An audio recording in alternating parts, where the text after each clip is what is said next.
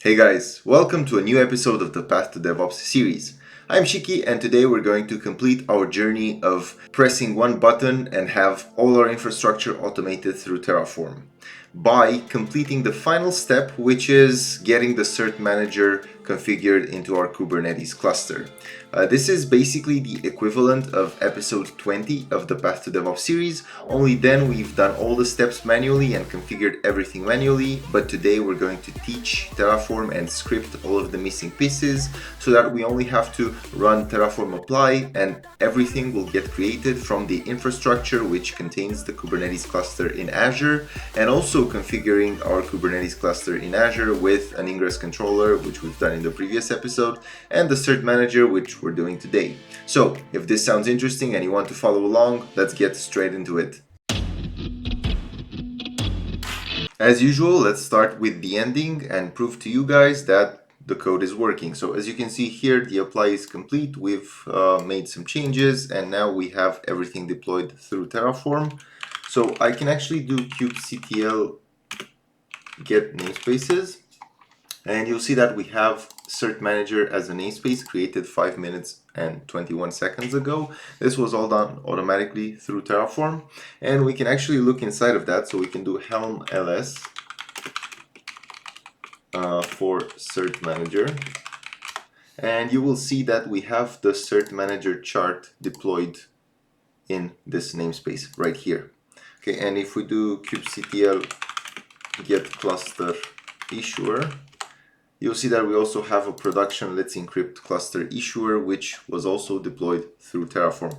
So basically we have all the pieces we had created manually in episode 20, but right now Terraform took care of every one of them. And I'm going to share with you the process and the code that I added in order to achieve this result. As usual, if you want to follow along, remember you will have this branch right here in my GitHub account linked down in the description. So all the code will be there. You can look through it, inspect it, and even run it yourself. Circling back to the logical layering of our infrastructure, we've always had 3 layers. We had the global layer at the bottom, we had the environment layer in the middle, and then the Kubernetes layer on top. As you can see here, we've only made changes to the environment layer and the Kubernetes layer for this cert-manager feature to be implemented. So let's look at the changes we've made. Starting with the environment layer, let's look at main.tf. And I'm going to start with this resource right here. As you can see, it's an Azure RM user assigned identity. So this is basically a managed identity that our Kubernetes cluster will use in order to authenticate itself against other resources and be able to prove to Let's Encrypt that we own the DNS domain.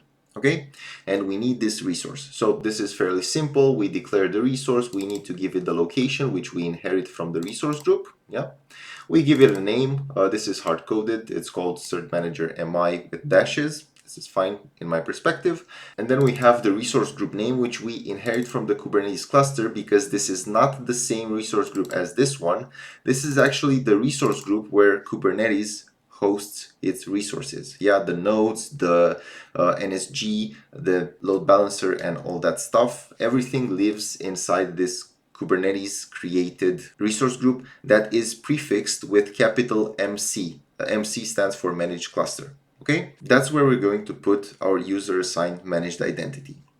Now that we created this resource, you will also see that we have a new null resource called cert-manager OIDC, and this is basically us running a script through PowerShell, and the script is this one right here.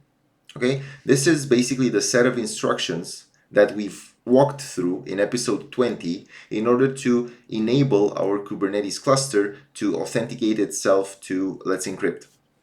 And because it's Let's Encrypt and cert-manager related, we have the documentation here. Okay, so if we open the link at the top of the script, you'll notice that it tells you everything you need to know in order to enable certain extensions on your AKS cluster and eventually reconfigure it so that it can authenticate against Let's Encrypt and allow you to generate certificates on your DNS domain. So every command on this page has been boiled down to this PowerShell script. which takes some input parameters. As you can see here, AKS cluster name, AKS resource group, and then the resource group where the resources sit, the one which was prefixed with capital MC, the name of the managed identity which we're creating, and the DNS zone we want to use to create our DNS records. And basically, after giving these inputs, all of the commands will run in succession, and at the end you will have a successfully deployed Kubernetes cluster which is federated and has OIDC enabled. For us to successfully have cert-manager deployed in our cluster, we actually need to do three things.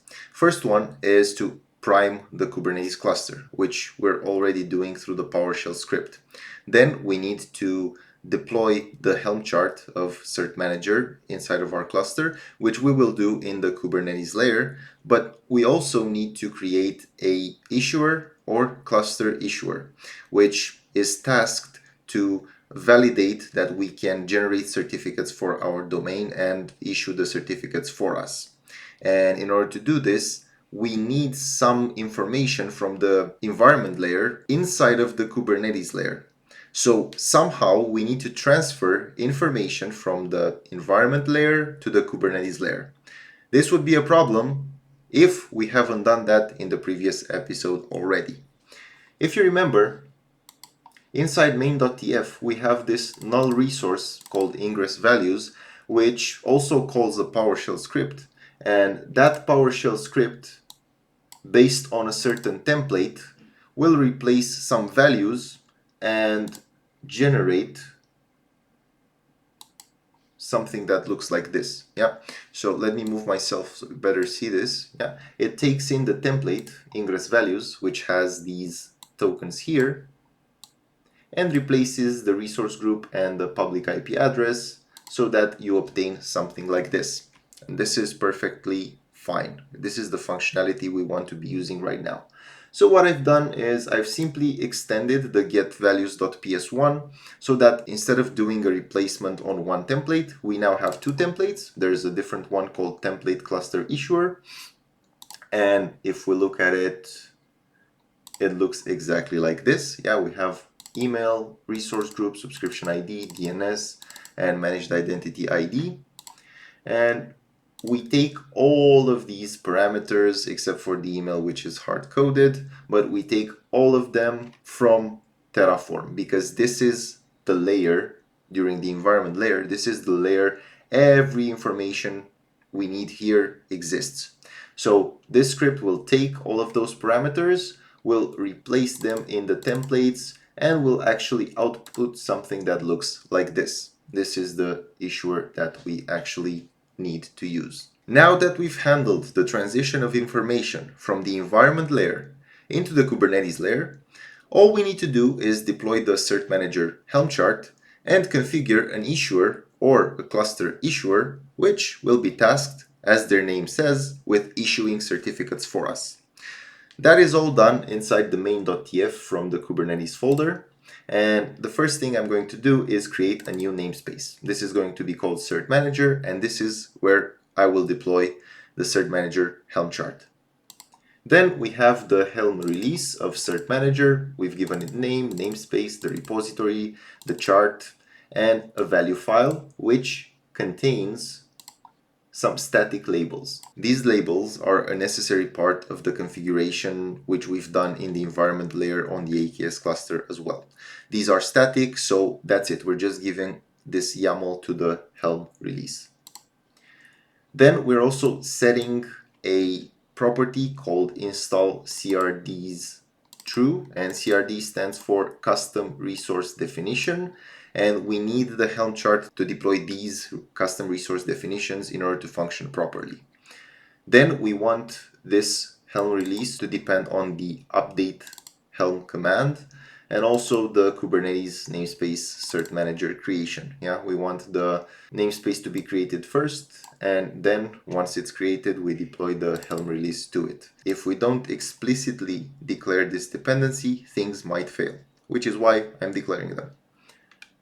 And the final part is we're using a null resource to run a local command. and that command will be kubectl apply -f cluster issuer.yaml, which is basically our cluster issuer configuration after the template was populated with values that were given from the environment layer. Once this is done, our configuration is complete, and we now have a fully functional AKS cluster, which is configured with the ingress controller and cert-manager, and is just waiting to receive functional applications so that it can service them. The last component we actually made a change to is the setiac.ps1 script, where we've actually added the Kubernetes folder right here. And now when we try to create our infrastructure or destroy it, it will go through all three folders in order, starting with global and then environment and then Kubernetes, and it will apply everything. Or if we're destroying, it will take the opposite order, starting with Kubernetes, then environment, then global, and destroy everything. But using this will actually help us achieve the one-click create full infrastructure dream, which we've been talking about until now. This was it for today, guys. We are now at a point where by running a simple script, we're able to create a full Azure infrastructure and also configure the Kubernetes cluster. What remains is to deploy our stack of 3 microservices into the newly created infrastructure and see how that behaves. And that's exactly what we plan on doing in the next episode. So if you are interested in this content, follow along because there's more good stuff to come. If you don't mind, drop me a like and a subscribe and maybe share with friends because this really supports the channel, and I'll see you in the next video. Cheers, have a good one.